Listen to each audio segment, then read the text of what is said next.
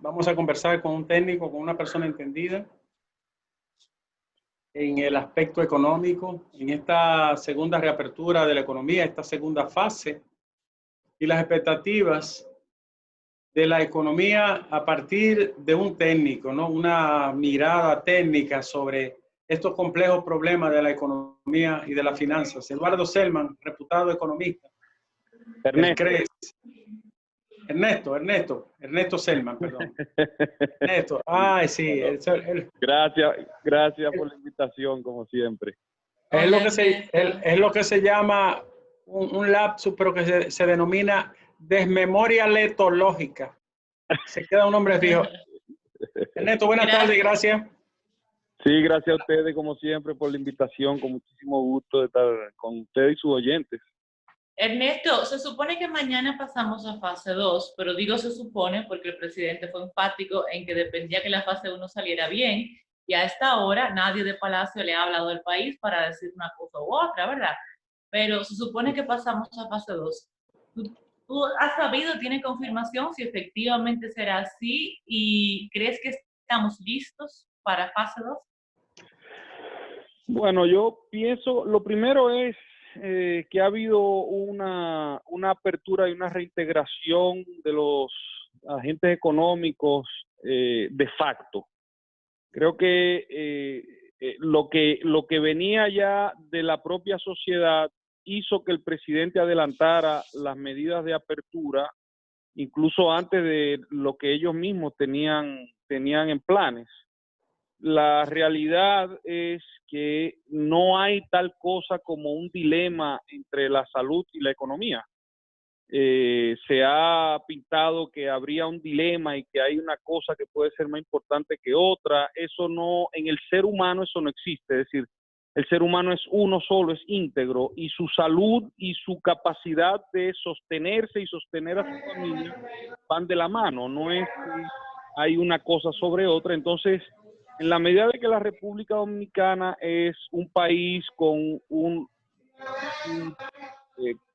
personas con ingresos relativamente bajos, con limitaciones para emprender y trabajar, hizo o impulsó a que muchos emprendedores pequeños, micro, medianos, iniciaran y presionaran a las autoridades a que se empiecen a adoptar estas políticas de apertura, porque el sustento de las personas y de sus familias realmente depende de la actividad económica, y creo que ha habido de facto una apertura más acelerada de lo que se tenía planificado.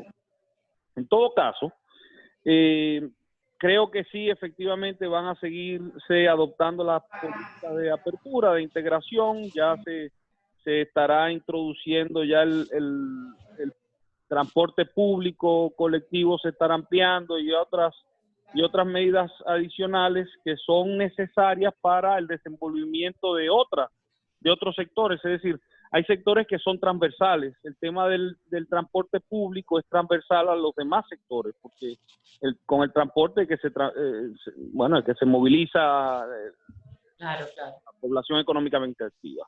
Entonces, sí, efectivamente, creo que continuará. Desde el punto de vista científico, muchas veces se argumenta que si todavía estamos aumentando, si todavía los casos, si se están deteniendo. Bueno, ahí hay dudas de mi parte de qué tan realmente se están haciendo las pruebas, qué tan amplio es estas mediciones. Así que creo que todavía tenemos limitación en cuanto a la información, pero bueno, en todo caso es la información que tenemos. Sí, Eduardo, ¿cómo están? Ernesto. Perdón, Ernesto, ¿cómo están los números al cierre de este mes de mayo? El déficit fiscal, ¿y a qué apunta? Sobre todo en el tema de la caída de los ingresos. Mira, los números, hay varios números que podemos compartir. Son a abril, realmente no hay publicaciones todavía a mayo, pero sí sabemos que las exportaciones se redujeron en el mes de abril en 27%, por ejemplo. Las importaciones se redujeron en las exportaciones casi 25%, importaciones más del 27% se redujeron.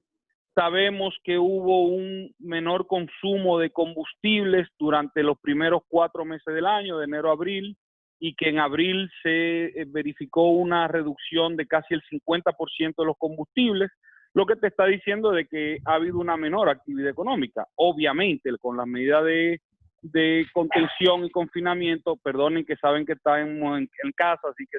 Sí, se entiende. Entonces, ciertamente ha habido una reducción en la actividad económica. Ya el Banco Central publicó que en su indicador de actividad económica de marzo cayó en 9.4% y que los ingresos del gobierno se redujeron en unos 12.5%. Eso fue en parte compensado por los 12.000 millones que se transfirieron del IDOPRIL, pero en todo caso las recaudaciones ciertamente se cayeron en unos 27.000 millones de pesos.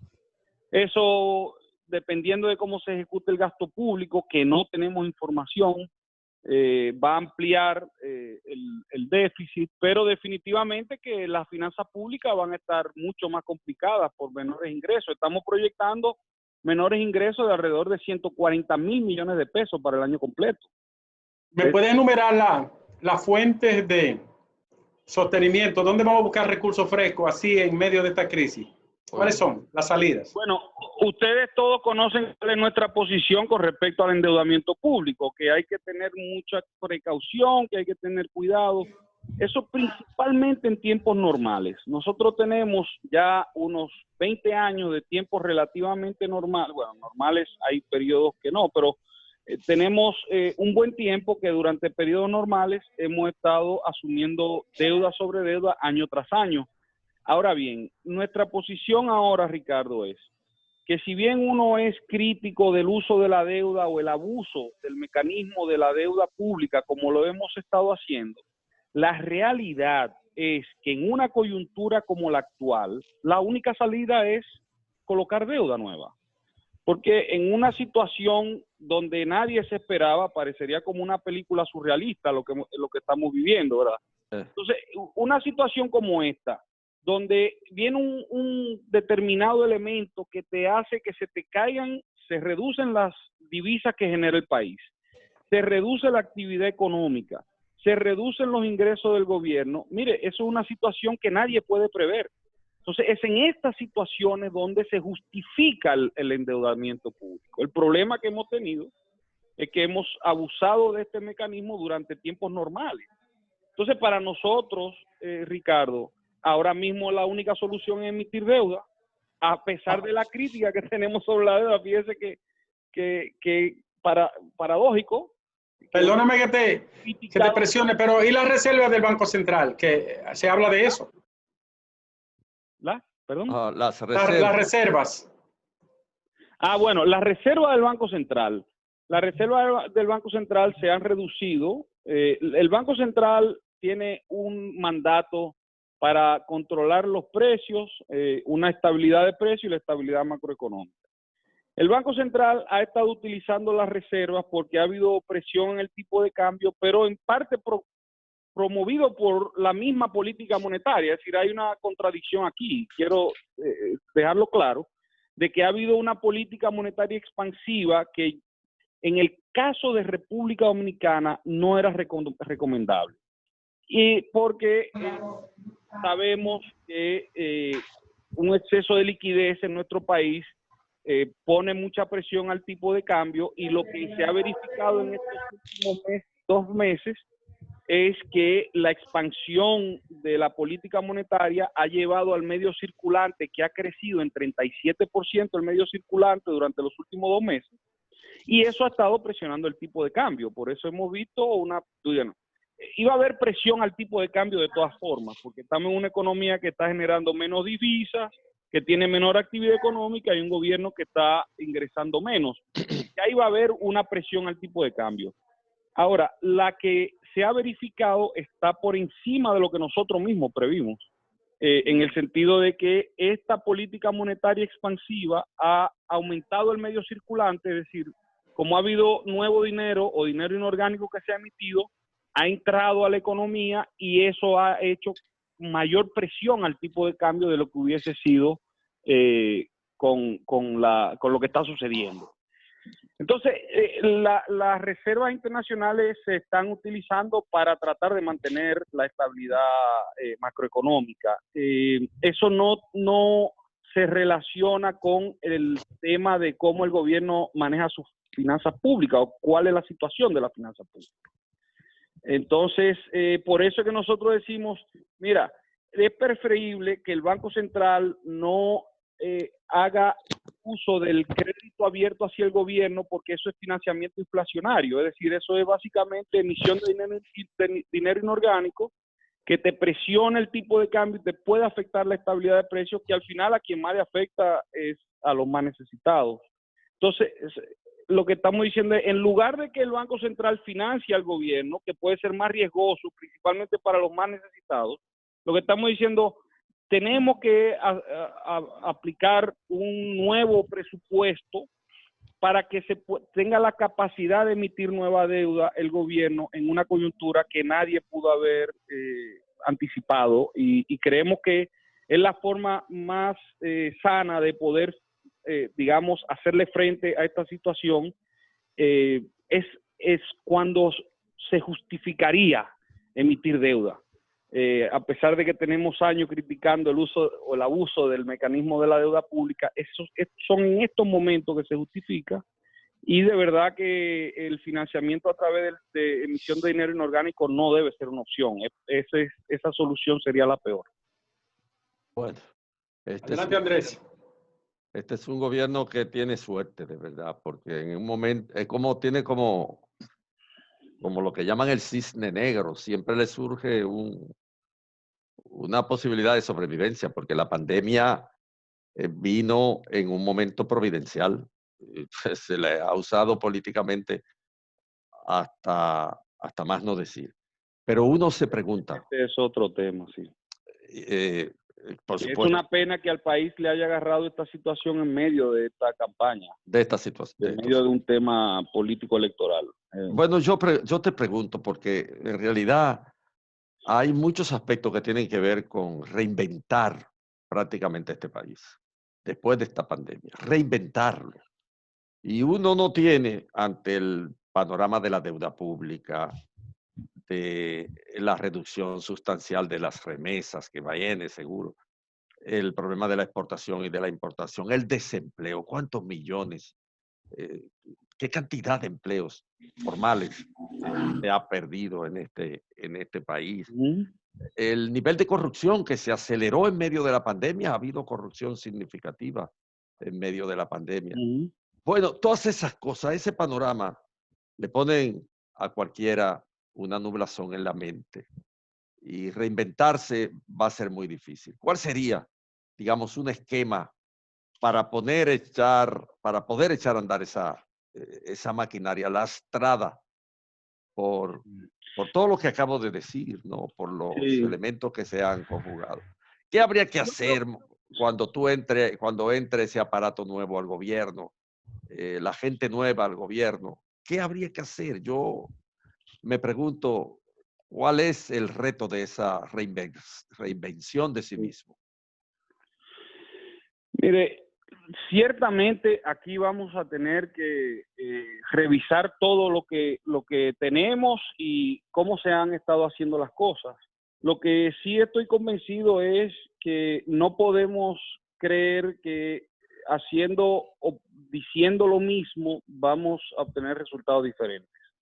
Eso lo digo porque escuchamos, y las medidas que se han tomado todos son a través de estímulos, en cierta forma estímulos artificiales, que si el gobierno va a transferir tanto, sí, el gobierno puede transferir, y creemos que se justifica en estos momentos a personas necesitadas, pero eso tiene un tiempo determinado, eso no va a durar.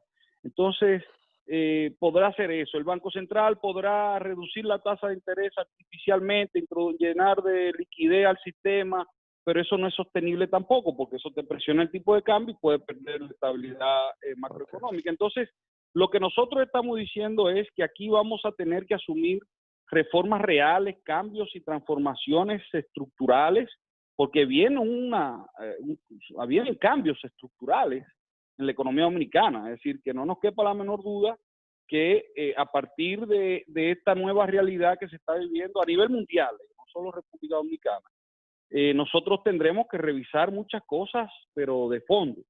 Entonces nosotros hemos estado proponiendo de hace tiempo un conjunto de reformas estructurales, cambios fundamentales en algunos sectores, y hablamos de energía eléctrica, hablamos del código tributario, de cómo sincerizar. Fíjate, una de las cosas que usted la mencionó ahí, don Andrés, el tema de la informalidad. Para nosotros estamos muy preocupados con que ahora, porque los nuevos emprendimientos, las nuevas oportunidades que se presentan en esta coyuntura, no estamos tan seguros que van a ser a través de la formalidad, porque tenemos un sistema que penaliza el emprendimiento. Entonces, esos nuevos emprendimientos, por lo cual crecería de nuevo la economía, será a través del mercado formal o informal. Eso es una pregunta que hay que hacerse. Nos preocupa la informalidad y la delincuencia a partir de esta situación que estamos viviendo. Entonces, si no asumimos unas transformaciones importantes de la estructura organizacional del Estado, el apego a las leyes, la institucionalidad como un eje fundamental del quehacer de la cosa pública. Y la cosa pública es la cosa del público, son los recursos del público, no es dinero público, es dinero del público. El tema de transparencia, la rendición de cuentas, el tema de energía eléctrica, como son reformas fundamentales que se necesitan ahora más que nunca. Entonces nosotros seguiremos promoviendo unos cambios y unas reformas estructurales que podamos traer realmente nuevo empleo, nueva capacidad, generación de ingresos, porque seguir haciendo lo mismo definitivamente que no va a ayudar en mucho. Muchas gracias. Gracias, Ernesto. Bueno, cómo no, gracias. Muchísimas gracias por la invitación, como siempre. No, gracias por tu palabra y por la reflexión sobre este panorama bastante gris, para no calificarlo de otro color. Gracias por concedernos este conversatorio aquí. Estamos bajo su manto, así que seguiremos hacia adelante. Así sea, Argenis.